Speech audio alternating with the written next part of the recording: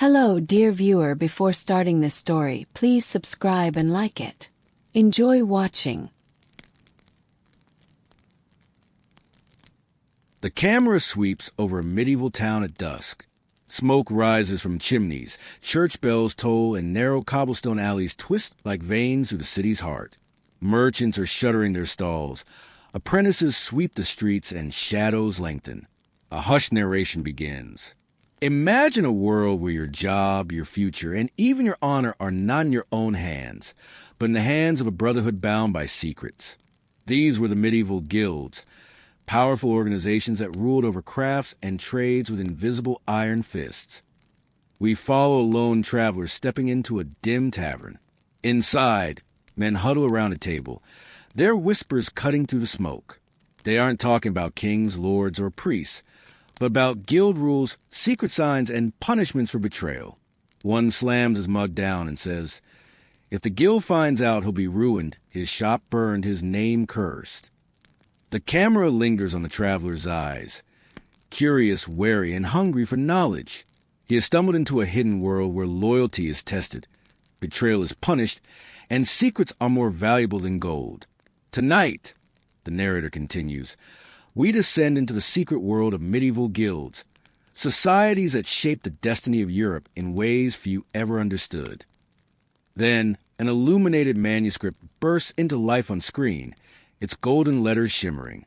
The narrator explains, guilds emerged as Europe rebuilt itself after the collapse of Rome. Cities were growing, markets thriving, and trades exploding with new opportunities. But chaos was everywhere. Frauds, swindlers, and cheap imitations flooded the streets. Guilds rose to bring order and power. We see blacksmiths hammering steel, weavers pulling threads, bakers kneading dough, each trade slowly organizing into groups. A medieval marketplace is shown, chaotic and loud, until guild banners rise like soldiers marching into order. But guilds were more than trade unions. They were guardians of secrets. Apprentices had to swear oaths before entering. Journeymen wander from town to town carrying coded symbols in their work, proving who trained them. And masters, the masters, control not only skills but the very politics of cities. In Florence, guilds were so powerful that no one could hold public office without belonging to one. In London, guilds owned entire streets and churches. Their reach extended from the price of bread to the laws of kings. To join a guild was to gain protection. To defy one was to risk everything. The screen dims to candlelight. A hooded apprentice kneels in the guild hall, shadows flickering against carved wooden beams. The master stands above him, holding a heavy ledger. The room is filled with silence, broken only by the crackle of fire. "Swear upon your soul," the master intones, "never to reveal the secrets of this craft, nor to shame this brotherhood, lest your tools turn against you and your name be erased." The apprentice repeats the words, his voice trembling.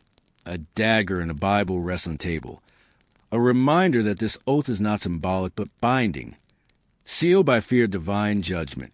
Guilds were notorious for their secretive ceremonies.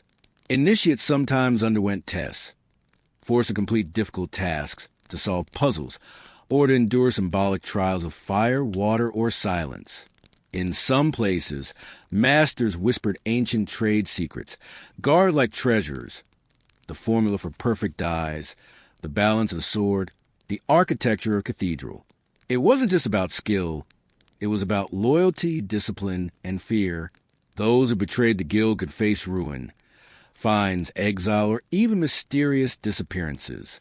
Rumors spread of guild members found in rivers, their tools tied around their necks as warnings.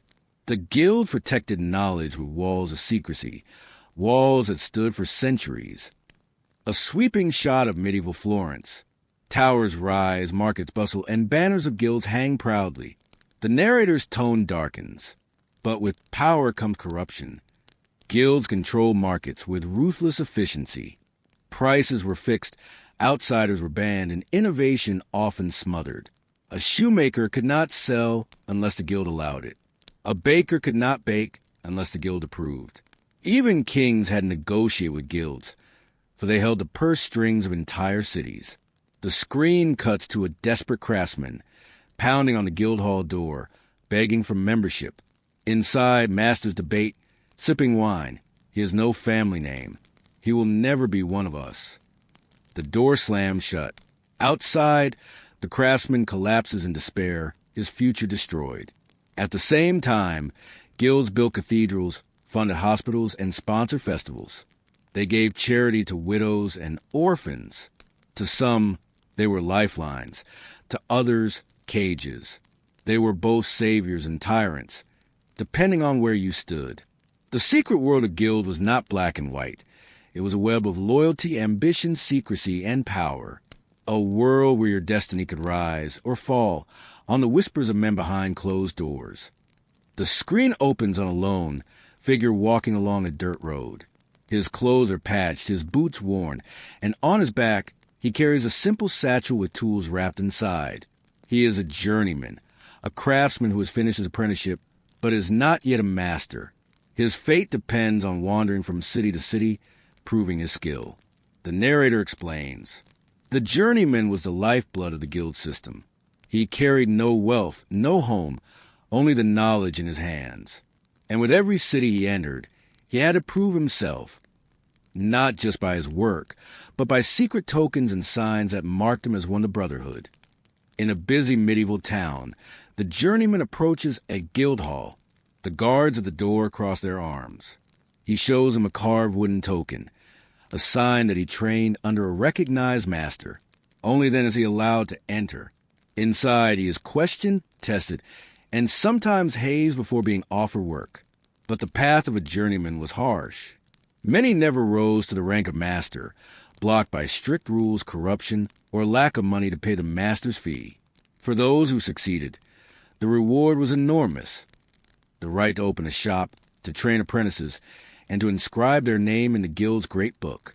For those who failed, life meant endless wandering, their skills exploited but never recognized. The camera lingers on the journeyman, sitting by a fire outside the city walls, staring at the glowing horizon. He whispers to himself, one day, I'll have my own shop. One day, I'll carve my name in stone. The screen explodes with chaos. The year is the late 1300s, and cities across Europe are boiling with tension. Guilds, once guardians of crafts, now turn against one another in brutal struggles for power. In Florence, the Wool Guild fights the Silk Guild over influence in the city council. In Ghent and Bruges, weavers riot in the streets, demanding higher wages, while merchants call in soldiers to crush them. In London, guilds jockey for royal favor, bribing officials, forging alliances, and sabotaging rivals. The narrator's voice hardens. Guilds were not just about crafts. They were about control, and when power was at stake, brotherhood meant nothing. The scene cuts to a clandestine meeting at night. Men whisper in candlelight. Tomorrow, we strike the dyer's quarter, burn their stalls before sunrise. Then, the clash. Shops ablaze, craftsmen wielding hammers and knives as weapons, guild banners torn and trampled in the mud. For ordinary people, these wars brought terror. Bread prices spiked, streets filled with smoke, and markets turned into battlegrounds. Yet, paradoxically, guild rivalries also fueled innovation. Each side sought to prove superiority, crafting finer cloth, sharper swords, more dazzling glass.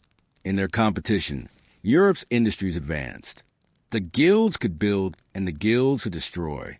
And when their wars ended, cities were never the same. The screen shifts to the soaring interior of a Gothic cathedral. Stained glass windows glow, casting colored light across the stone floor. The narrator whispers, not all guild secrets were about power. Some guarded knowledge that would shape the very destiny of civilization. We follow stonemasons at work, chiseling, measuring, hauling blocks into place. The cathedral's design is a mystery of geometry and faith, its blueprints known only to a handful of master builders. These masons formed guilds so secretive that some whispered they were heirs of ancient wisdom from Egypt, Babylon, or even Solomon's temple. Apprentices were never taught everything, Journeymen were given fragments. Only masters held the full picture. Codes, symbols, and hidden marks were etched into the very stones of churches, invisible to the common eye, but clear to fellow masons. The narrator continues.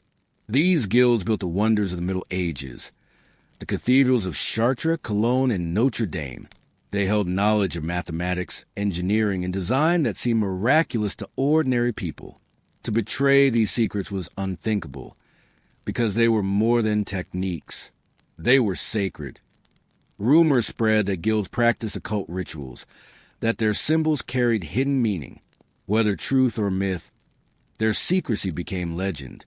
And centuries later, whispers of these traditions would give rise to one of history's most mysterious societies, the Freemasons. The screen fades to the 1500s. Cannons thunder. Trade routes stretch across oceans, and the Renaissance dawns. The guild banners that once ruled city streets begin to tatter. The narrator speaks with quiet finality. For centuries, guilds held power. But no empire lasts forever. As kings grow stronger, they see guilds as rivals. Monarchs centralize power, imposing national laws that override local guild privileges. Merchants grow richer, forming companies that trade across continents, far beyond the reach of traditional guild rules. Innovation flourishes outside their walls. New machines, new fabrics, new methods that guilds refuse to adopt. In one scene, a frustrated inventor pleads with a guild master. This loom will double production. We can clothe the city. The master snarls. It breaks the rules. No machine will replace our hands. The loom is smashed to pieces, but history cannot be stopped. By the 1700s, the Industrial Revolution burst forth, and guilds collapse under its weight. Their secrets, once guarded with blood oaths, spill into the open. Journeymen no longer wander. Factories swallow them whole. Masters lose their monopolies. Apprentices become wage laborers. And yet, their influence lingers. Modern trade unions, professional associations, even fraternal orders trace their roots back to these medieval brotherhoods. The guilds died, but their shadows remain. The screen returns to the medieval tavern from scene one. The traveler sits alone now, the whispers gone, only embers glowing in the hearth. The narrator's voice lowers to a final reflection. The guild shaped the world in ways we barely notice today. They controlled trades, guarded secrets, built cathedrals, and even influenced politics.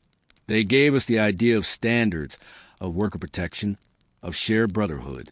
But they also showed us how secrecy and power can corrupt, how control can strangle innovation, and how loyalty can become chains. We see flashes of modern life. Labor unions marching, professional societies meeting, even modern Freemason lodges with their rituals. Then, back to the cathedral, towering into the sky, its stone still standing after centuries. The guilds are gone, but their spirit lingers in every union contract, every professional oath, every organization that guards its secrets. They remind us of a time when knowledge was power, power was guarded in silence, and brotherhood was both salvation and prison. The traveler leaves the tavern, walking into the dawn. The streets are empty, but the sound of hammers looms and bells echoes faintly, as if the guilds are still watching.